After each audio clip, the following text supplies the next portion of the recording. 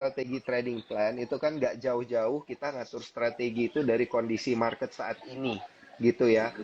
Global sentiment, domestic sentiment. Nah, salah satunya kan global sentiment kemarin The Fed naikin 75, kita domestik naikin 50 basis point gitu. Udah 3 kali Ya. loh. Udah ini yang ketiga kalinya dan orang kayaknya udah nggak kaget lagi, kayaknya udah ya emang segitu kayaknya yang sudah diekspektasikan. Nah, tapi kalau menurut lu sendiri gimana nih? Terkejut nggak sih dinaikin 3 kali, nih 50 lagi? Sebenarnya naik ke 50, gue pribadi cukup terkejut karena gue expect mungkin Mm-mm. sekitar 25. Cuman mungkin karena BI juga melihat The Fed mungkin masih agak agresif, jadi mungkin kita harus mepetin lah istilahnya. Harus mepetin dulu sama The Fed terutama ya, karena kita lihat even kita naikin rate juga terjadi outflow kan saat ini gitu loh. Di bulan November ini terjadi outflow gitu.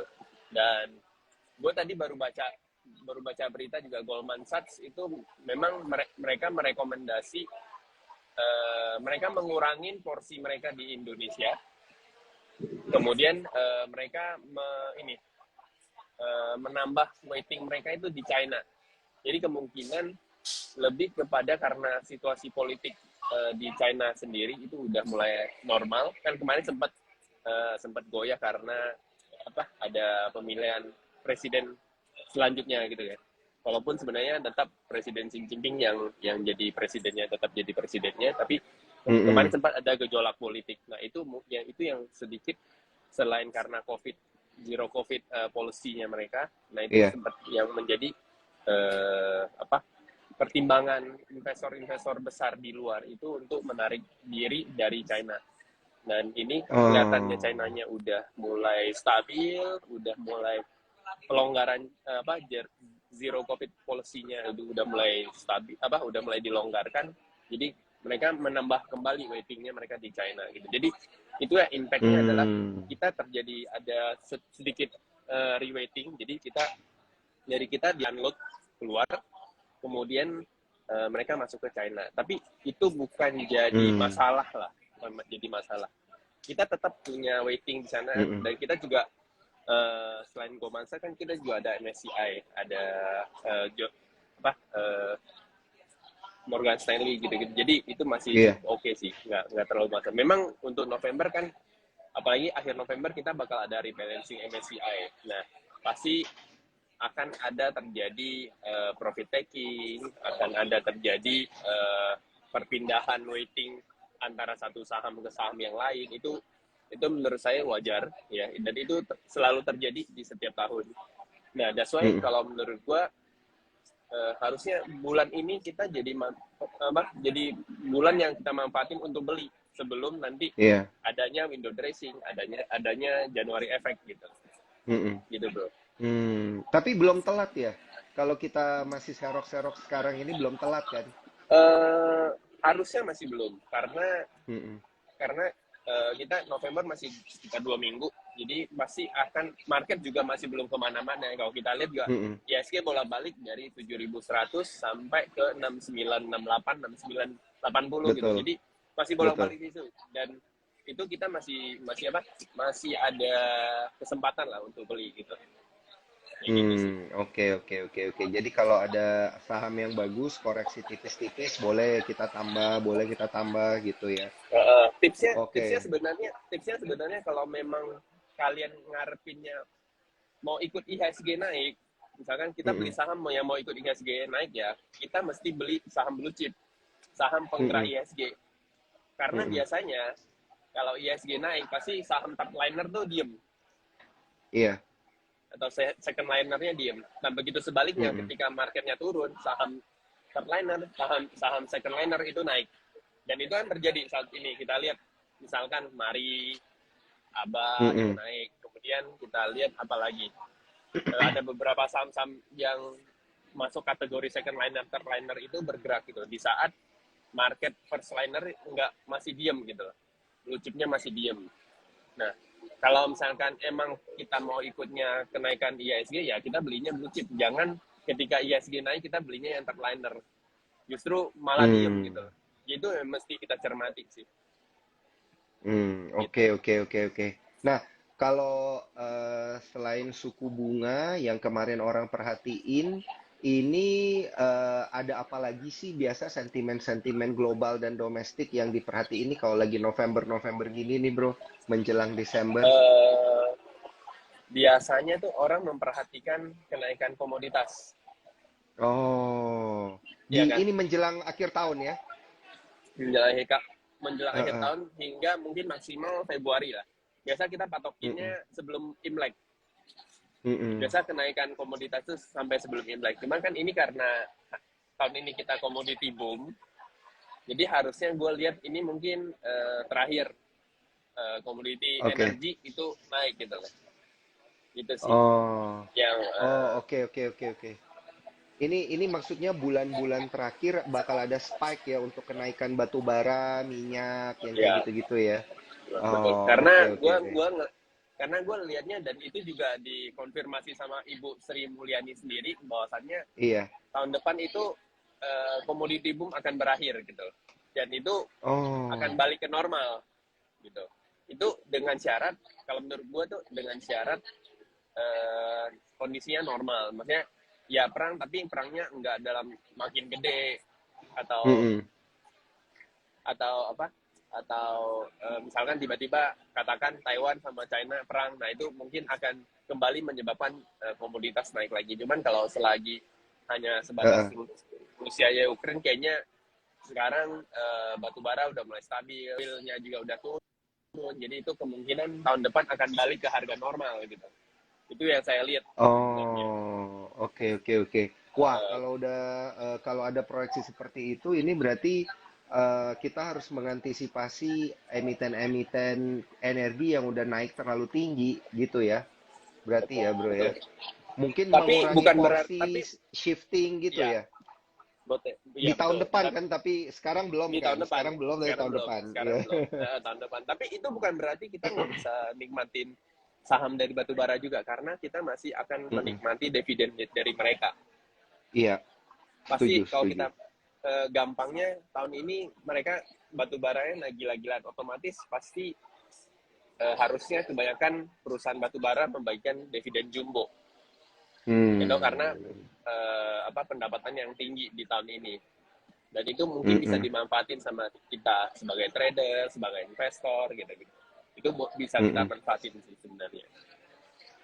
Oke, oke, oke. Dan juga ini untuk kembali lagi menambahkan dan mengingatkan eh, kepada para cuan troopers ya. Ini sebenarnya saya setuju banget tadi yang Bro Handi bilang bahwa harga batu bara ini mulai stabil ya, utamanya pada batu bara gitu ya. Kalau kalau Iya, betul. gas dan minyak ini kan mungkin masih volatil dan lain sebagainya. Tapi untuk batu bara kita udah nggak bisa berharap banyak karena kita ada intervensi harga katanya dari Rusia Iya, gitu. betul. Jadi ini saya ngobrol kemarin sama analis energi kita di Sukor itu katanya kan harga batu bara kalau Newcastle 400 tapi gara-gara ada intervensi harga gitu dari Rusia. Jadi Cina katanya bisa ngambil dari Rusia. Di Rusia itu katanya dia banting harga gitu.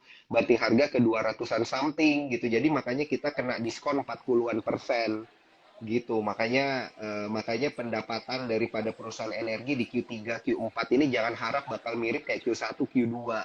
Iya, Katanya kayak iya, gitu iya sih. betul. Nah, ini makanya setuju banget nih Itu yang dengan mesti hati-hati. yang dikatakan sama Bro Handi ini. Nah, jadi dua hal ya. Ini kan dua hal besar yang bisa jadi bekal untuk para cuan troopers kita yang memilih emiten. Nah, berarti kalau kita lihat secara sektoral ya, dan jangan lupa untuk cuan troopers yang ingin bertanya langsung masukin di kolom question and answer. Kalau kita pengen ngelihat secara sektoral di akhir tahun ini strategi kita lebih condong ke sektoral yang mana nih? Apakah masih tetap di big banks gitu ya, gara-gara suku bunga naik dan juga akhir tahun, atau di energi atau di retail atau di mana nih bro? Oke, kalau kalau gue melihatnya pasti yang pertama pasti sektor bank. Sektor bank itu Mm-mm, bakal bakal jadi apa ya? Bakal jadi penggerak lah. Bakal jadi yang utama gitu. Apalagi kita tahu biasanya kalau nggak salah BCA itu bagi dividen di Desember apa Januari. Kemudian kita lanjut lihat dividen di Februari. Biasa ada BBRI, ada BBNI, ada BMRI. Nah, itu kan rata-rata bulan-bulan di mana mereka bagi dividen. Otomatis pasti inflow itu akan banyak ke banking. Itu yang pertama. Selain kita dapat capital gain, kita juga dapat dividen gitu. Nah, selanjutnya mungkin kalau saya lihat ya paling sektor komoditi nikel. Ini kan nikel habis G20 kan lagi naik lagi EV, EBT. Nah, itu kan berkaitan juga dengan nikel kayak Antam, kayak Inco, mungkin beberapa saham yang lain lagi gitu. Nah, itu mungkin bisa dimanfaatin karena sentimen itu kemungkinan juga bakal dibawa sampai tahun depan. Gitu. Apalagi kan tema G20 kemarin lebih kalau secara bisnis apa yang dijual oleh Pak Jokowi itu kan juga soal EV EBT. Pak Jokowi berusaha untuk menjual membangun pabrik-pabrik EV itu di Indonesia gitu. Jadi itu yang bakal jadi mungkin teman-teman boleh perhatiin gitu loh. Kayak gitu sih. Dan yang terakhir gue lihat juga mungkin sektor consumer ini juga nggak boleh ketinggalan. Ini juga biasanya kalau ISG lagi naik juga mereka juga ikutan naik gitu. Nah, yang terakhir mungkin kalau kita lihat itu adalah sektor tech.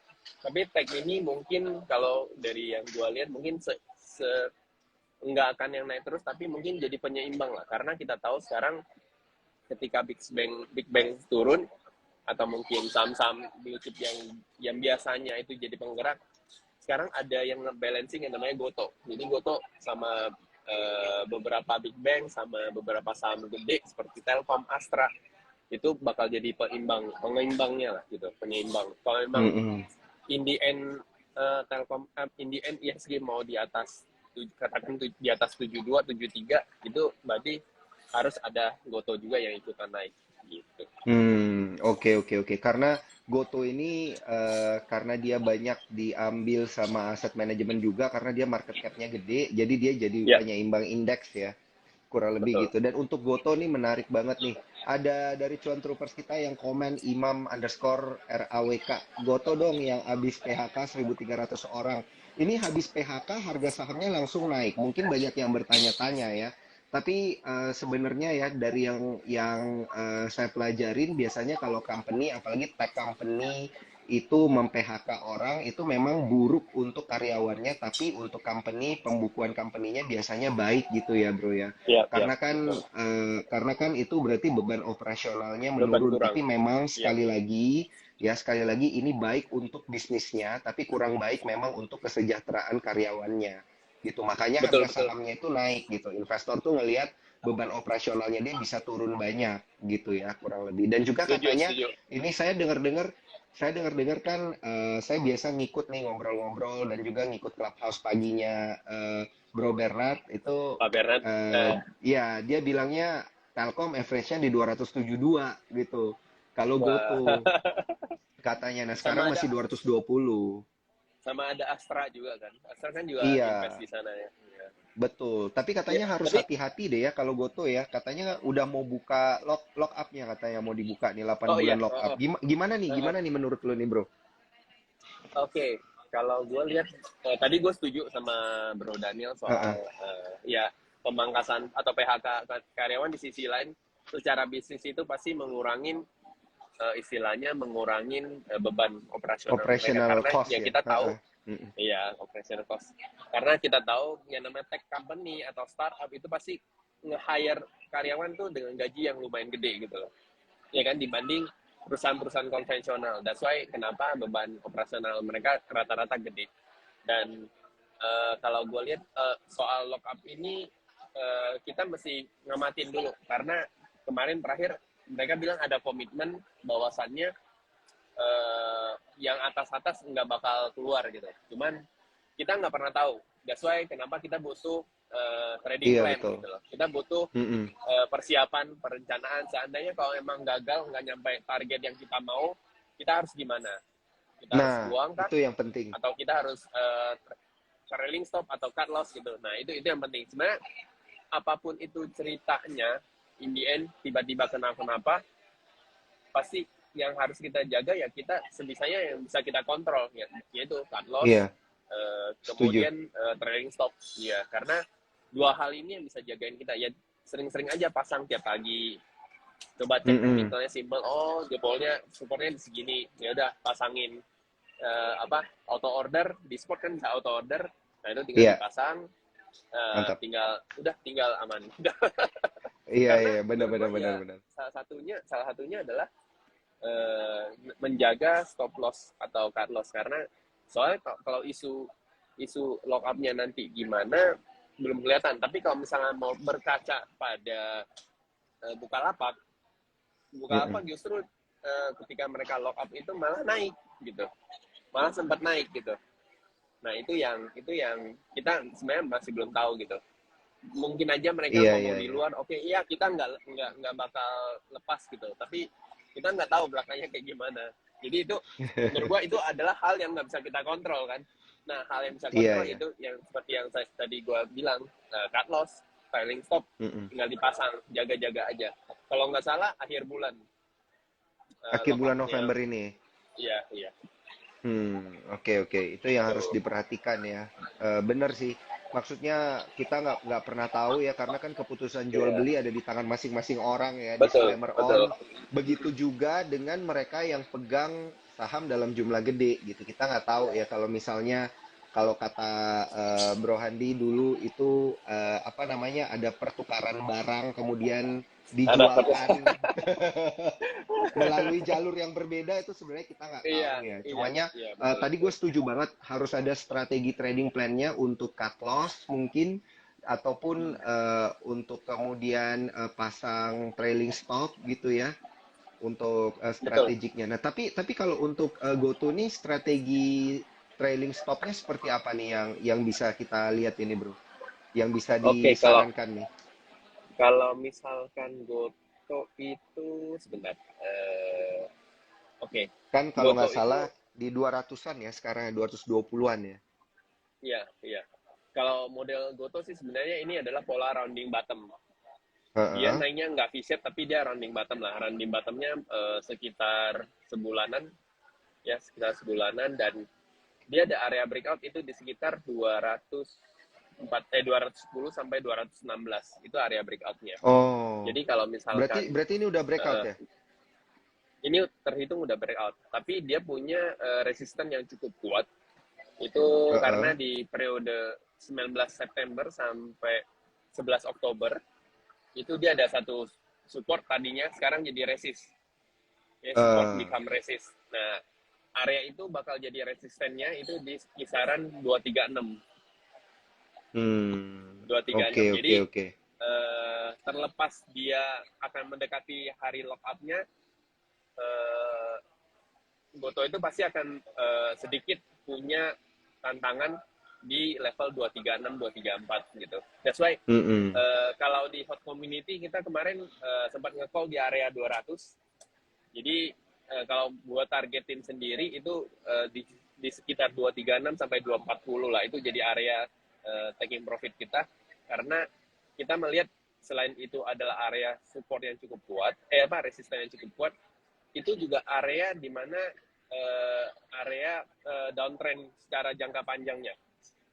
Hmm, Itu jadi area resist oke. downtrendnya. Jadi kalau misalkan dia bisa tembus di area itu ya syukur alhamdulillah, berarti Iya, mas, makin kuat gitu loh. Tapi kalau enggak ya iya bakal dia iya. mungkin akan turun lagi kayak gitu sih.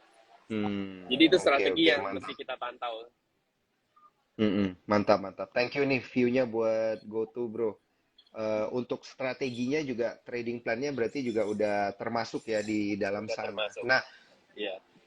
Bro, kalau kita lihat terkait dengan sektor-sektor kan tadi lumayan udah dibahas ya. Gue pengen tanya tuh sektor properti gitu, karena kan biasanya kalau suku bunga naik yang ketekan katanya properti. Nah, pandangan lu Iya. gimana nih, Bro?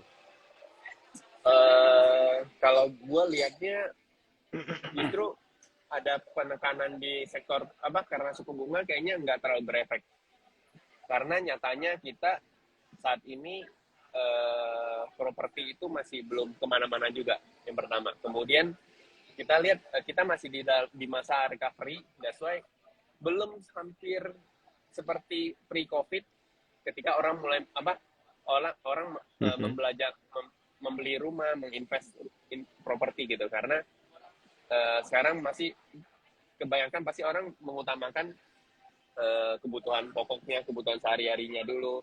Karena kalau kita lihat invest di properti itu kan berarti itu adalah istilahnya bagian terakhir dari dan itu jadi tolak ukur ekonomi kita juga kan. Ketika kita semuanya udah terpenuhi segala macam, duit sisa kita ya pasti kita invest untuk beli rumah.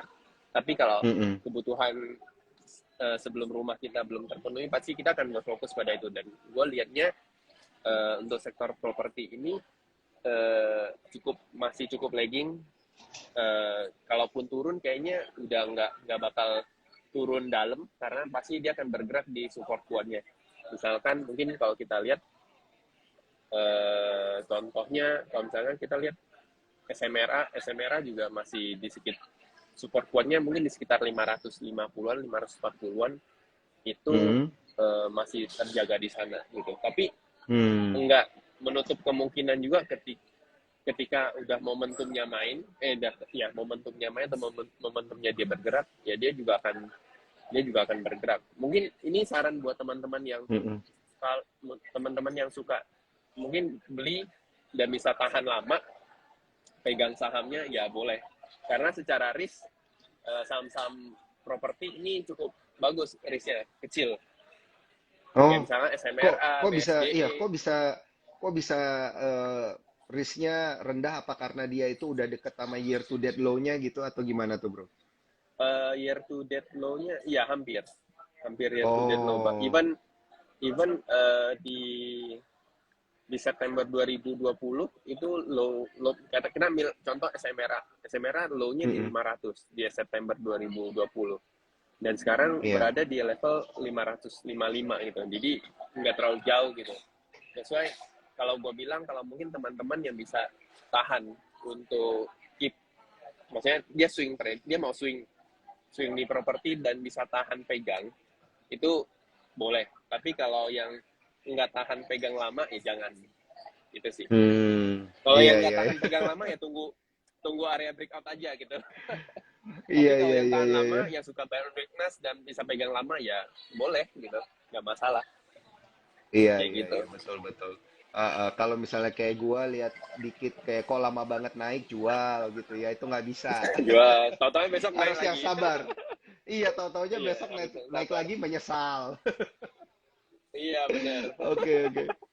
Oke, bro. Ini menarik nih, berarti untuk properti risk to rewardnya masih masih cukup menarik ya untuk diperhatikan, karena sepertinya emang belum banyak yang kembali lagi mau masuk ke properti gitu. Nah, kalau yang gue lihat ini, bro, gue tuh ngelihatnya kok kayak banyak kan sekarang itu bener-bener yang lagi hot-hotnya ini ya, masih tetap di banking ya, di big banks ya. Contohnya kayak di BCA, Mandiri gitu, BNI walaupun koreksi ini harganya udah lumayan tinggi, dan sebenarnya yang nggak gitu kemana-mana nih BBRI. Nah, komentar lu gimana nih, bro? Ngelihat kenaikan suku bunga tapi gerak perbankan ini rada kurang kompak gitu. Ada yang naiknya tinggi, ada yang turun malah.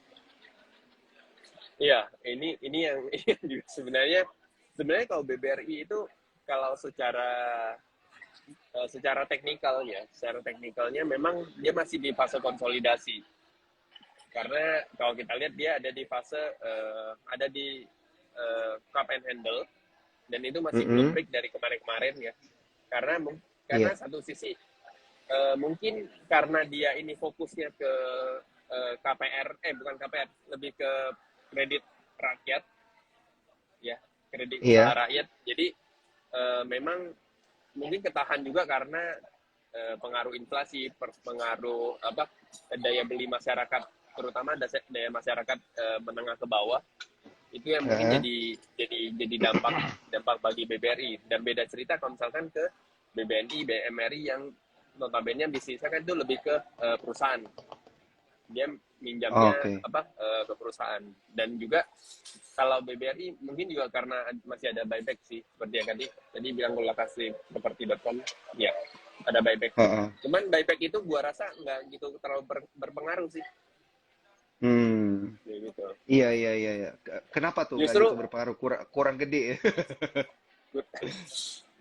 nggak, proses buybacknya masih masih lama, kalau nggak sampai Oktober 2023 ya kalau nggak salah gitu. Hmm. Tapi gue sendiri pegang BBRI. Iya, iya, iya, iya, iya, iya. Benar sih, karena karena kayaknya masih belum nutup gap juga ya kalau teknikal ya. belum belum karena Eh, satu sisi secara risknya masih cukup bagus gitu loh, nggak masalah. Ya ini hmm, sebenarnya tinggal tunggu waktu kapan dia jalan aja sih sebenarnya, karena tetap fokusnya pada dividen. Once ketika bank itu mm-mm. mulai mendekati dividen, pasti dia akan naik sih. Gitu. Hmm, Jadi oke, oke, nggak oke, terlalu. oke. Cuman kalau memang ngarepnya buat trading trading cepat atau trading mingguan tuh memang rada agak susah kalau untuk BBRI atau untuk banking. Tapi kalau emang yang tahan pegang beberapa bulan itu cukup bagus. Itu kesempatan lah buat teman-teman yang yang mau pegang lama. Hmm, oke, oke, oke, oke, oke. Nah, ini menarik, menarik banget nih. eh Bro, tapi kalau kita lihat di emiten-emiten perbankan ini ya, kan memang ada momentumnya. Di akhir tahun ini bakal makin kenceng lagi nggak sih? Gitu, karena kan banyak yang memproyeksikan IHSG itu bakal bisa ke 7.300. Kita dari Sukor juga optimis nih, optimis bisa ke, kalau nggak 7.300 ya higher 7.400 gitu ya, all time high lagi kita. Nah, kalau kalau pendapat lu gimana nih? Ini kan berarti yang dikerek pasti harus di cap kan, harus Banking, BBCA, harus iya, BBRI, iya gitu. iya Nah, ada betul. nggak nih kemungkinan di akhir tahun bakal naik lagi dia? Kalau kalau kita lihat dari beberapa tahun belakangan, memang Desember itu biasa efektif cuma 2 minggu. Mm-mm. Karena biasanya kalau udah masuk minggu ketiga itu kan udah mulai orang banyak, perusahaan-perusahaan invest atau fund-fund itu kan udah mulai libur, Iya, ya kan? iya, Fund-fund iya, itu iya, udah iya, mulai iya. libur, that's why kemungkinan Desember mungkin naiknya mungkin Heeh. terbatas, mungkin di sekitar Iya, iya. 7.200 sana. Oke. Nah itu mungkin akan dilanjut di Januari efek gitu. Jadi Hmm. window dressingnya eh, diterusin sama Januari efek gitu. Kalau yang gue lihat sih sebenarnya Hmm. kayak gitu saat ini. Sekalian ya. Karena Heeh. Tapi karena heeh, Desember biasa memang kurang efektif untuk pergerakan indeks, karena itu tadi, karena iya. mereka jadwalnya mereka kerja efektifnya cuma hampir sekitar 2 mingguan lah. Gitu. Mm-mm. Oke, oke. Tapi tenang aja, kita di Sukor masih tetap gas terus sampai habis Ya, tahun ya. gue target Oke, gue oke. kalau gue pribadi target ISG mungkin di sekitar 7.400 7.500 itu untuk, Mm-mm. kalau gue time frame-nya mungkin sampai Februari, Iya. Januari Iya, iya, Februari. iya, iya. Setuju. Setuju, setuju. Kalau memang di bulan apa namanya bulan Desember efektifnya dua bahkan maksimal maksimal 3 minggu, minggu keempat Iya, udah liburan. Nah, betul. pasti ini yang trading-trading yang belum terselesaikan ini nanti lanjutnya di Januari Di bahkan sampai ke Januari. Februari ya. Iya, iya Kurang lebih betul. seperti itu. Setuju, setuju, setuju ini, Bro. Sampai di earning season ya, sampai di Iya, earning sampai season earning di season. awal tahun ya berarti. Iya, Oke, oke. betul. Nah, Bro, ini ada yang nanya tadi, gue juga sebenarnya penasaran banget sih ini ya, karena kan yang nanya ini terkait dengan emiten-emiten farmasi nih, ada yang tanya KF tadi gitu. Apa kabar nih KF? Karena gue tuh mengingat belakangan ini ada kenaikan penyebaran COVID lagi di Jakarta gitu kan. Kita jadi PPKM level 1 lagi gitu. Nah, karena memang angka penyebarannya ini kembali meningkat. Nah, ini apakah bakal Iya. berdampak ke emiten-emiten kayak KF, INAF? Kalau KLBF sih tadi gue lihat naik ya, tapi KF, INAF itu masih tetap koreksi gitu. Tanggapan lu seperti apa nih, Bro?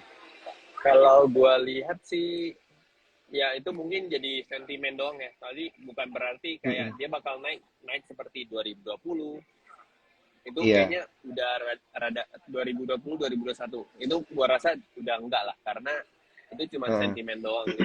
Dan itu mumpung COVID-nya naik, ya mereka punya kesempatan untuk mungkin ada transaksi yang belum selesai, mereka mau beresin gitu. Tapi karena gue lihat secara gerakannya cukup kasar gitu, jadi Iya, itu iya. tidak mencerminkan tidak mencerminkan bahwasannya ini saham-saham ini bakal rally cukup panjang. Ya mungkin kemarin KF ada sentimen dari China Mm-mm. gitu doang sih, cuman itu menurut Mm-mm. gua nggak terlalu Berdampak ya. positif, berdampak dalam jangka yang cukup panjang gitu. Karena gua Mm-mm. kalau yang gua lihat selama ini tuh market itu bergerak kalau ada kejutan. Mm. Tapi Mm-mm. kalau sesuatu yang udah terprediksi itu biasanya enggak. Karena sekarang COVID naik, cuman kan eh, eh, apa kesembuhannya juga cepat kan. Kemudian Iya. efek dari COVID-nya kan udah nggak separah mungkin kita katakan Delta atau yang Mm-mm. sebelumnya Alpha gitu. Tapi kan yang sekarang kan udah jauh lebih ringan gejalanya gitu. Jadi Mm-mm. itu udah nggak terlalu berdampak pada eh, perusahaan-perusahaan farmasi gitu. Mm-mm. Toh sekarang orang Oke, udah oke, bisa oke. ngobat cukup maksudnya orang udah nggak perlu ke rumah sakit, cukup mungkin mereka Mm-mm. isolasi mandiri. Nah itu kan kebanyakan, walaupun sebenarnya kayak yang kita tahu eh, apa Mm-mm. yang Wisma Atlet itu dibuka lagi gitu. Cuman gue Mm-mm. ngelihatnya itu nggak akan lama sih. Karena kita Iya, iya, sempat iya, naik iya, iya. cukup kenceng juga kan kalau nggak Betul. salah di bulan berapa gitu. Nah tapi habis itu turun lagi. Jadi Mm-mm. gue sih lihatnya ini momentum sesaat doang sih. Iya, iya, iya. Jadi apakah KF enough walaupun dengan ada investing dari China ini bakal naik ya naik sih naik tapi nggak bakal ini ya nggak bakal sekencang di tahun tahun 2020. sebelumnya gitu gitu. Ya. Nah ini ada Terus pertanyaan menarik dari ya mungkin silakan silakan lanjut mungkin dulu lanjut dulu gua lanjut dulu. gua tambahan dikit. Mungkin simpelnya ini Iya saham-saham banyak yang nyangkut di atas, jadi agak susah naik. iya jadi begitu naik dikit orang jualan begitu Langsung naik dikit buang, orang turun jualan. lagi. Iya Ya, iya ya. iya Itu yang iya jadi iya iya. concern. Iya. Oke, oke, Gitu oke. sih. Ini ada pertanyaan menarik banget ini, bro, terkait dengan Hmm. tema trading plan kita hari ini. Ini dia pertanyaannya. Dari Branda.agung, bagaimana membuat skala prioritas dalam trading plan, khusus secara psikologis apa yang paling penting diperhatikan? Oke, yang sebenarnya yang skala yang paling penting diperhatiin itu ada ekspektasi. Benar kan, Bro? Jadi once Nancep, ketika bro, kita langsung. bisa langsung ya, once once ketika kita Oke. punya kita bisa ngatur ekspektasi kita bahwasannya oh ya gue masih baru, gue masih butuh belajar, ya udah ekspektasi gue nggak tinggi tinggi. Nah itu pertama, Mm-mm. ekspektasi.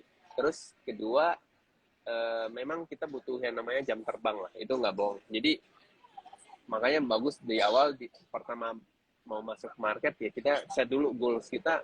Tahun pertama itu ya kita Iya. belajar sebanyaknya. Kalau profit di akhir tahun, in the end profit yaitu bonus gitu. Nah, Mm-mm. cara gimana sih kita membuat skala prioritas dalam trading plan ya? Kita kalau memang masih Mm-mm. buta ya kita cari dulu dari yang indeksnya besar, indeks 80, indeks 30. Nah, dari situ dulu kita pelajarin. Terus kan sekarang kan bisa belajar di mana-mana, even Sukor juga bisa gitu. Di mana-mana kan udah gampang tuh belajarnya. Terus eh, tapi menurut gue yang paling penting ya itu ekspektasi, Mm-mm.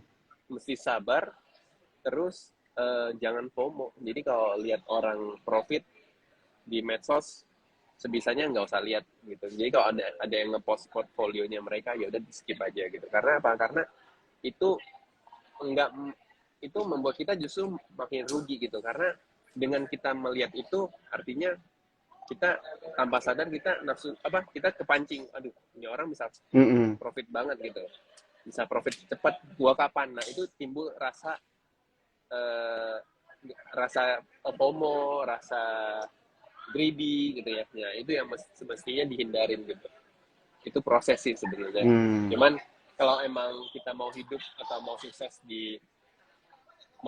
di apa di market ya, ya memang harus lewatin fase-fase itu. Even misalkan kita mungkin langganan membership atau mungkin kita ada mentornya, itu pun meskipun kita dimentorin pun tetap pasti akan ada fase di mana kita keinjek lubang, kita jatuh gitu. Itu kayaknya udah mesti kita lewatin. Ada fase di mana kita panik mau jual, kepencet beli, malah average kita naik gitu. Jadi itu hal-hal yang mesti kita lewatin gitu. Jadi yang pertama ya mesti bisa dari awal ada ekspresinya, jangan sampai tinggi dulu gitu. Misalkan mau cuannya seperti Ko Daniel, tapi baru mau belajar ya nggak bisa, itu kan ekspektasinya terlalu jauh gitu kan kita mesti gue bukan mengajarkan pesimis, tapi gue mengajarkan realistis gitu loh, realistis untuk ini loh kemampuan gue saat ini, tapi bukan berarti dengan kemampuan gue saat ini itu gue nggak bisa berkembang, bisa, cuman butuh waktu itu doang sih. Oke, setuju banget. Nah ini ada yang curcol juga nih, justru tahun pertama kemarin pada cuan terus, malah tahun ini mulai Mei baru berasa ada cut loss sana sini. Berarti ada yang salah dong dengan trading plan biasanya kayak gini. Iya. Nah, dan biasanya itu tergantung market.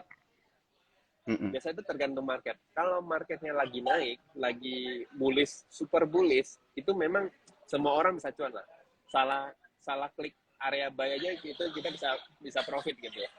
Nah, kapan sebenarnya kemampuan kita diuji? Kemampuan kita diuji itu adalah ketika market mulai sideways, market mulai menghadapi ketidakpastian.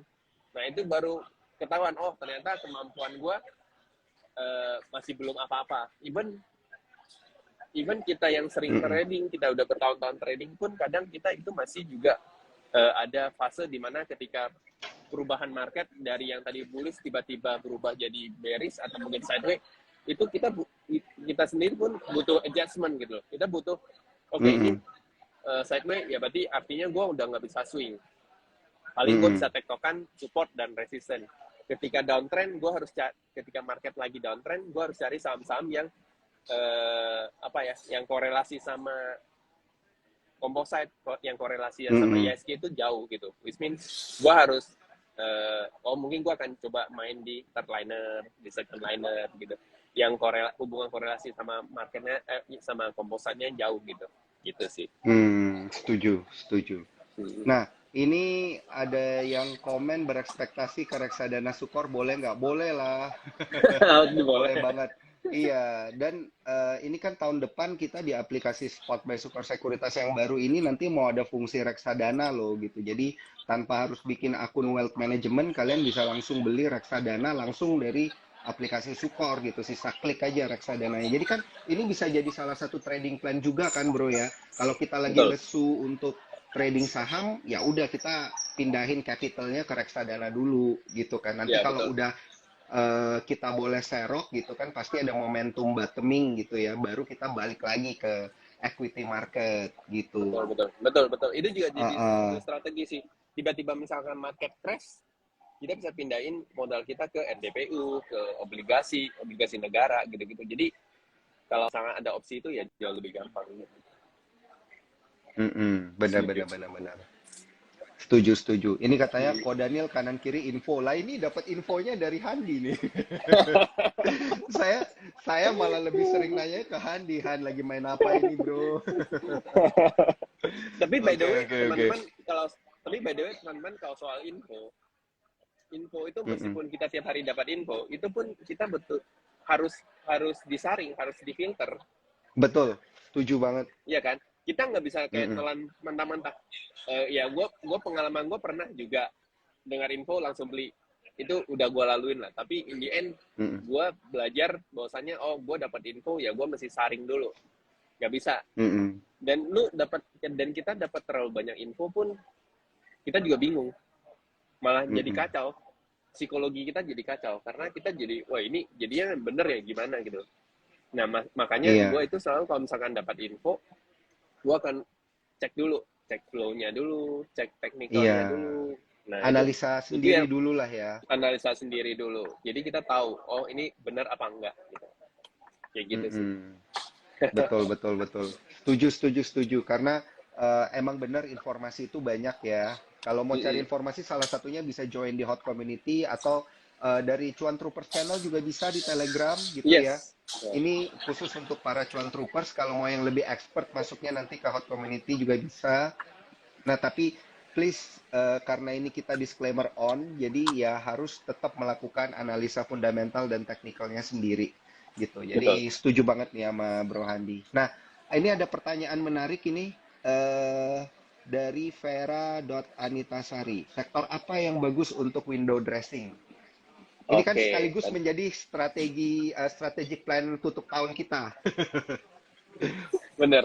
Kalau kalau kalau gue sektor yang bagus untuk Windrest kayak tadi yang di awal gue bilang ya pasti gue akan Mm-mm. incarnya blue chip karena biasanya Windrest berkaitan dengan kenaikan market, kenaikan ISG. Jadi gue akan join di banking, di Telkom, di Astra, mungkin Mm-mm. consumer mungkin di UNPR atau mungkin ICBP, INDF itu menarik itu sih. Hmm.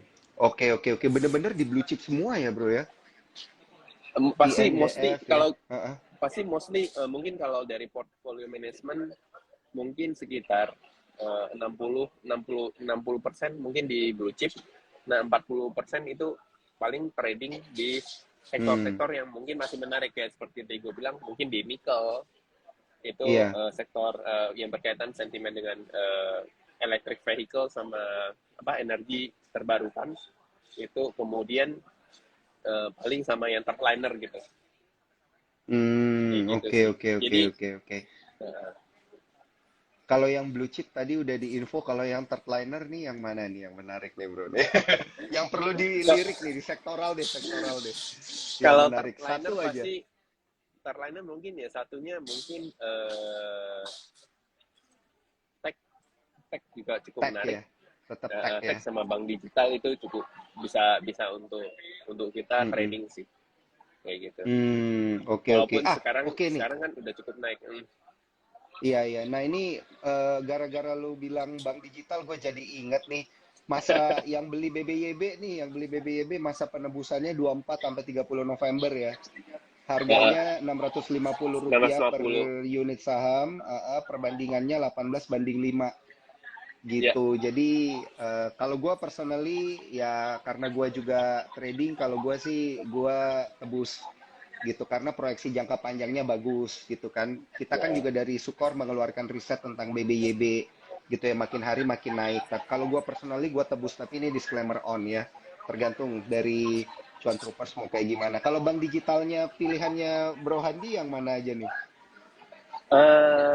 Gue masih lihat so far gue masih lihat eh, Arto Arto Agro sama BBB tadi yang mungkin bisa untuk trading sih. Hmm, Jadi iya mungkin di iya tiga iya. itu paling paling mentok-mentok mungkin ada BABP terus ada BFIC Mm-mm. sama Mm-mm. BGTG itu yang mungkin ya masih untuk bisa tradingan ya untuk tradingan cepat Iya sih. iya iya iya. Mm-mm. Iya iya iya iya iya. Oke oke oke oke. Nah, kalau kita ngelihat ini pertanyaan-pertanyaan terakhir, Bro. Kita masih ada sisa 5 menit terakhir nih. Oke oke oke. Tips lu deh, gue pengen tanya tips ya. Tipsnya hot community nih di tengah-tengah kondisi market yang lagi sideways ini ya di November, di mode-mode November rain menjelang Desember dan window dressing. Ini tips dan triknya harus seperti apa sih supaya kita bisa sama-sama cuan nih nanti akhir tahun. Oke, kalau dari kita pasti kalau di kita tuh sekarang kita punya saham-saham di big banks ya. Astra kemarin 2 hari yang lalu kita baru 2 hari yang lalu ya 2 hari yang lalu kita baru nge-call Astra untuk masuk lagi di level 6.100 sampai 6.050 karena itu jadi satu support trend ya. Ya kayak tetap seperti yang gue bilang pasti kita akan persiapin mumpung blue chipnya masih belum gerak kemana-mana dan mayoritas selain big banks blue chipnya masih turun, itu kita jadi kesempatan untuk beli, dan itu kita set memang untuk sampai Februari gitu. Nah jadi di kita ada pegang BRI, ada pegang Telkom sama Astra gitu. Jadi tiga ini nggak menutup kemungkinan kita juga bakal nambah BNI gitu. Jadi itu jadi opsi pilihan kita. Itu untuk kita swing sampai Februari. Karena seperti yang tadi gue bilang, gue masih berfokus pada dividen untuk big banks. Karena itu jadi sentimen inflow dari asing, foreign flow. Biasanya foreign flow mendekati dividen, dan mereka itu suka sama dividennya bank big banks gitu. Nah itu yang bisa dimanfaatin. Nah kemudian mungkin untuk trading hariannya mungkin masih di sektor digital, sektor nikel mungkin bisa semi swing ya, karena kemarin kita juga sempat masuk di Inco, kemudian ada terakhir nih kita lagi lihat Antam, jadi itu mungkin juga jadi semi swing gitulah kayak gitu. Kemudian paling yang trading kecil-kecilan itu kita biasanya sih lihat dari flow harian, karena kan kalau tradingan ini perpindahan sektor lumayan cukup cepat gitu. Kayak kemarin tiba-tiba Hell naik, kemudian abis itu udahan ganti lagi gitu. Nah itu yang kita mesti tahu, mesti kita riset dari day per day gitu. Itu yang jadi ya udah, ini untuk sektor-sektor ini kita mainnya untuk tradingan aja gitu, tradingan harian. Oke. Nah, oke, ini karena masih ada sedikit waktu, satu pertanyaan terakhir Monggo. lagi nih, Bro. Ini Silakan, terkait dengan strategi ketika akhir tahun ini kan juga biasa banyak emiten-emiten yang IPO gitu ya. Yep. Nah, untuk kondisi seperti ini strateginya gimana nih? Tipsnya gimana nih untuk emiten-emiten yang akan IPO di akhir tahun? Karena kan pipeline-nya bursa masih lumayan banyak nih sampai akhir tahun. Maksudnya untuk strategi di IPO ya? Iya, kalau misalnya ada emiten-emiten yang baru IPO nanti di Desember gitu, itu bagus nggak sih sebenarnya kalau kita cemplung ikut IPO, dan juga kalau ada waktu kita coba-coba trading seperti apa nih? Kan untung-untungan Kalau gitu ya, Bro. ya. Kalau IPO sih gue liatnya lebih ke siapa yang yang urusin underwriternya siapa, terus prospektusnya minimal mereka IPO untuk apa, untuk bayar utang atau kayak gimana, itu jadi pertimbangan untuk gue sendiri sih. Tapi kalau gue pribadi IPO nggak terlalu melihat season ISG-nya kayak gimana, karena menurut gue itu nggak terlalu berpengaruh. Karena dan karena yang kita tahu IPO itu kan kebanyakan yang mainmu adalah mungkin scalper, ya kan, memanfaatkan momentum scalper gitu. Jadi itu menurut gua nggak terlalu berpengaruh sama keadaan market gitu, kecuali memang terjadi crash karena ada kondisi entah itu pandemik baru lagi apa gimana ya, itu mungkin akan berpengaruh lah. Tapi kalau selagi nggak ada masalah seperti sekarang ini, jadi sebenarnya kita analisa IPO-nya, kita lihat kira-kira prospektusnya gimana, kemudian tipikal underwriter-nya seperti apa biasanya, itu yang kita lihat sih. Ya itu sih yang jadi konsepnya doang gitu. Oke, menarik banget. Thank you banget nih, Bro, tips-tipsnya untuk berbagai kondisi tadi udah dikasih. Thank you sekali lagi, Bro Handi Erawan ini dari Hot Community. Moga-moga sukses selalu, cuan selalu, kita bisa cuan bareng-bareng di akhir tahun nanti ya, bareng Cuan Troopers juga.